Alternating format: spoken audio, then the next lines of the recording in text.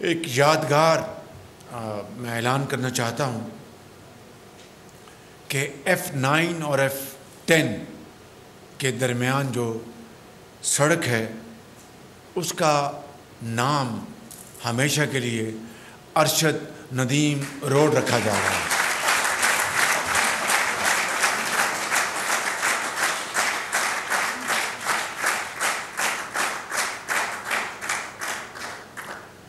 مگر ابھی یہ بات یہاں پر ختم نہیں ہوتی۔ جناح اسٹیڈیم اسلام آباد میں Arshad Nadeem high performance academy قائم کرنے کا میں اعلان کر رہا ہوں۔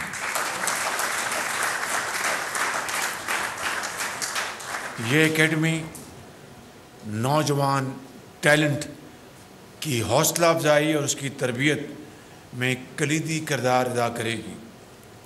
تاکہ 2028 میں اولمپکس تک جو کہ امریکہ میں ہوں گے، لاس اینجلس میں، اس کے لیے اس کی تیاری کی جائے اور ہمارے بچے اور بچیاں اس میں اب بڑھ چڑھ کر حوصلے کے ساتھ حصہ لیں۔ ان کی تربیت کے مواقع اور وسائل انشاءاللہ اس میں وفاقی حکومت اور صوبے بھرپور کردار ادا کریں گے۔ جس دن ارشد ندیم نے یہ پاکستانی قوم کے لیے جیتا، اسی وقت میں نے اپنے سیکرٹری کو گزارش کی کہ فی الفور صدر پاکستان کو خط لکھا جائے کہ 14 اگست کو ارشد ندیم کو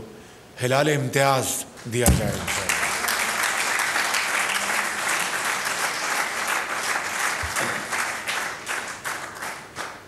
ابھی بات ختم نہیں ہوئی۔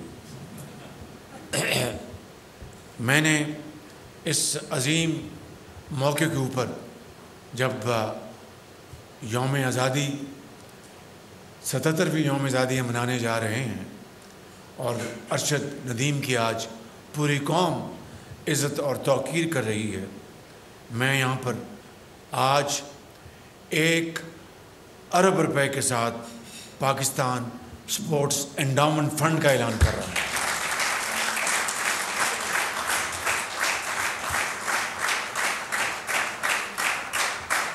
یہ فنڈ کھلاڑیوں کی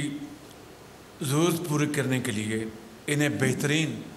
تربیت کے مواقع مہیا کرنے کے لیے، اور اس کے بعد جو ریٹائر ہوتے ہیں اپنی پوری عمر پاکستان کے لیے وقف کرنے کے بعد ریٹائر ہوتے ہیں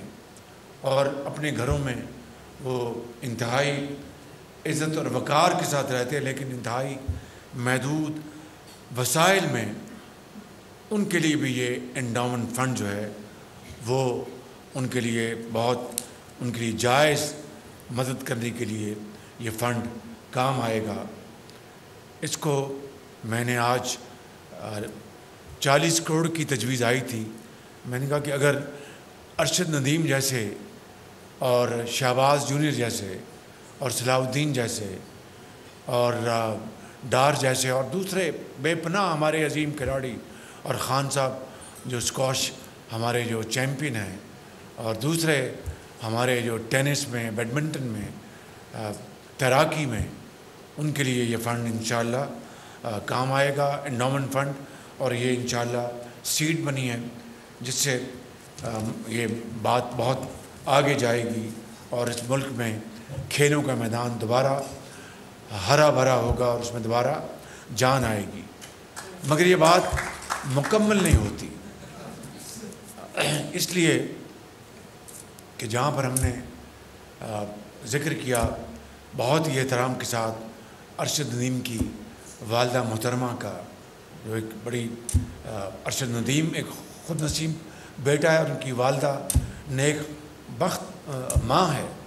اور ان کی اہلیہ محترمہ، ان کے بچے، ان کے بھائی اور دوسرے وہاں پر جو بٹ صاحب ان کے جو کوچ ہیں وہ یہاں پر آ کر پہلوان بھی نظر آتے ہیں، بہرحال بڑے خوش خوراک بھی ہیں اور پتلون کوٹ بھی پہنا تھا اور بہت اچھی انگریزی بھی بول رہے تھے. تو یہ بڑا حسین امتزاج ہے کہ ایک ہی جسم میں 3-4 چیزیں اکٹھی ہو جائیں. بہت انہوں نے بڑی ہمت کی, بڑی میں ان کو ستائش پیش کرتا ہوں. تو 1 کروڑ روپیہ میں ان کے لیے میں سبسکرائب کریں اور بیل دبائیں تاکہ کوئی خبر رہ نہ جائے.